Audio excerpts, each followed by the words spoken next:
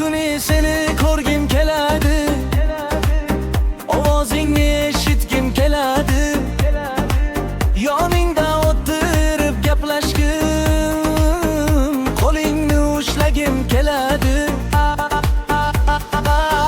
Seni yaxshi ko'raman, bilasanmi? Yuragim faqat senda, bilasanmi? Ketma yonimdan hech qachon, sen mening hamam, bilasanmi? Kulgising menga kuch beradi, ko'zlaring menga nur beradi. Bir marta qarasang menga, butun dunyom donib ketadi. Seni yaxshi ko'raman, bilasanmi? Yuragim faqat senda, bilasanmi?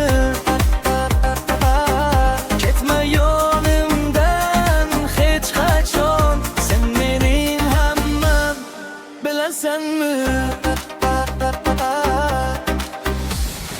Tong otsa seni o'ylayman, kech kirsa seni o'ylayman, uxlasam tushimda ko'raman, har lahza seni o'ylayman.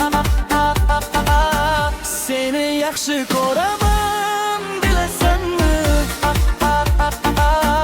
Yuragim faqat senda, bilasanmi? Ketma yonimdan hech qachon, sen mening hammam, bilasanmi?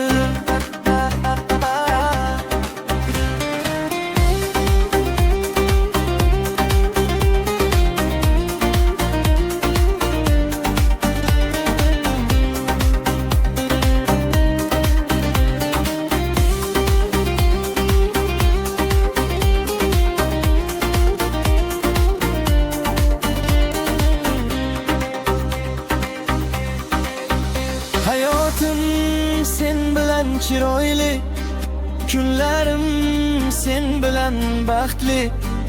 Yoningda bo'lsam bas menga, sen bilan hamma narsa go'zal. Seni yaxshi ko'raman, bilasanmi? Yuragim faqat senda, bilasanmi? Ketma yonimdan hech qachon, sen mening hammam, bilasanmi?